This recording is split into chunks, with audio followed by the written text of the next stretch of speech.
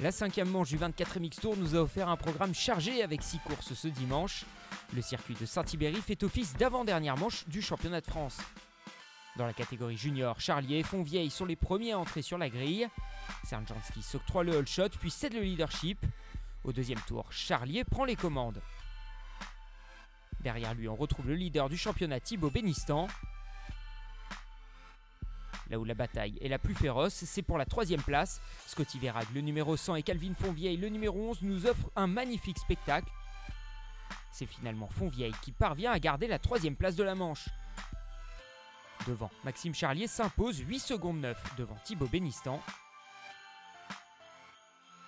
Thibaut Bénistan réalise le meilleur départ de la 2e manche. Il est suivi par Sergeantski, Verhaeghe et Guyon. Maxime Charlier et Calvin Fontvieille se sont accrochés au départ. Le premier parvient à remonter à la 9e place, le second à la 12e. Yann Sergeantski monte sur le podium de la 2e course après s'être imposé face à Tom Guyon dans les derniers tours. Scotty Verhaeghe confirme sa bonne forme du moment. Même s'il n'a pu revenir sur Thibaut Bénistan, le francilien a roulé sur un gros rythme tout le week-end. Le vainqueur de la 2e manche et toujours leader du championnat, c'est Thibaut Bénistan. Au cumul de la journée, Bénistan gagne devant Verhaeghe et Charlier. Au championnat, le pilote Yamaha Europe MJC compte maintenant 28 points d'avance sur Charlier. Fontvieille est 3e.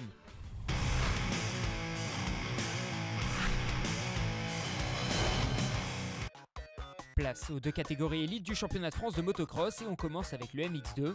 En qualification, Florent Richier a réalisé la pole avec un temps de 1:58:33. Deuxième, Anthony Bourdon pointe à 1 seconde 14. Anthony Boissière est 3e, il devance Mathis Boiramé qui effectue son retour en élite.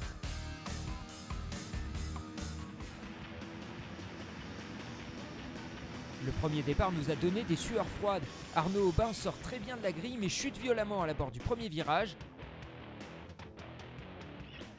Le Normand reprend sa moto immédiatement et repart pour finir 12e.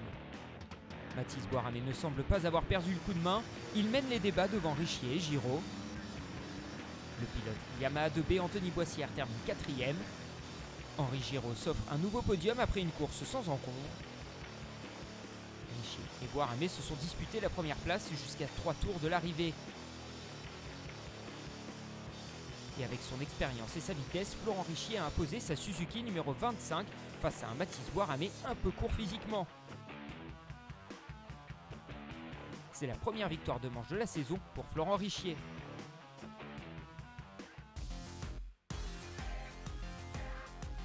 Lors du deuxième départ, Anthony Bourdon jaillit le premier de la grille devant un groupe composé de Goupillon, Aubin et Richier.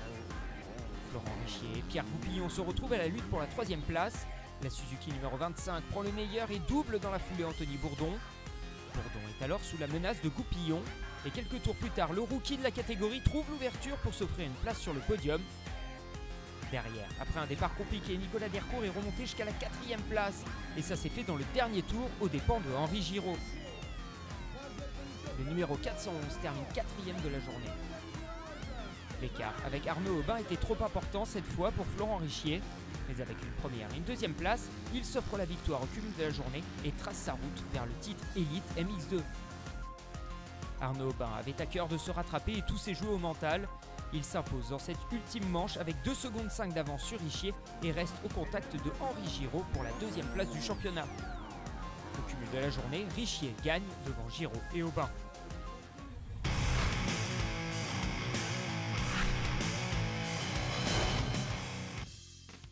Les pilotes du MX1 se sont disputés la pole en milieu de matinée. Grégory Aranda s'en est le mieux tiré avec un temps en 1:55:66 devant Cédric Soubeyras qui arrache son chrono dans le dernier tour. Et Valentin Tellier 3e.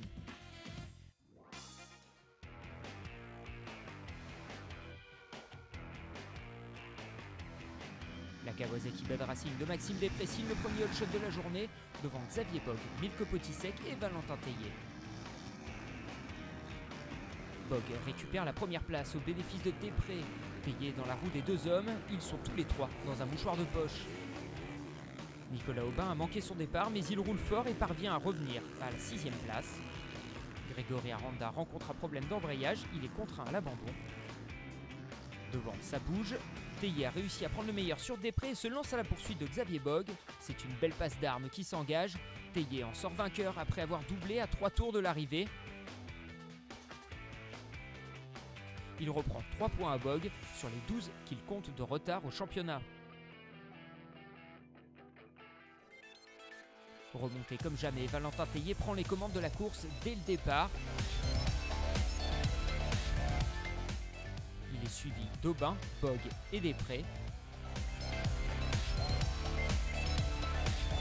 Après une bonne qualif, Soubeyras termine la journée 5e, la place qu'il occupait lors de la première manche. Il finit 6e de la seconde course. Maxime Després décroche la 4e place, un résultat qui lui permet d'accéder au podium de la journée. Pour la 2e place, Aubin n'a pu résister à Bogue. Le pilote Amexio Suzuki termine 4e de la journée et cède pour 1 point la 3e place du championnat à Després. Xavier Bogue est donc 2e. Même s'il conserve la plaque rouge pour 6 points, l'Alsacien se retrouve directement sous pression face à Valentin Théier. Ce dernier a été impérial encore aujourd'hui et croit plus que jamais à ses chances de titre. Le podium de la journée est le suivant, Théier, Bogue, Després. Seulement 6 points séparent Bogue premier de Théier 2e au championnat.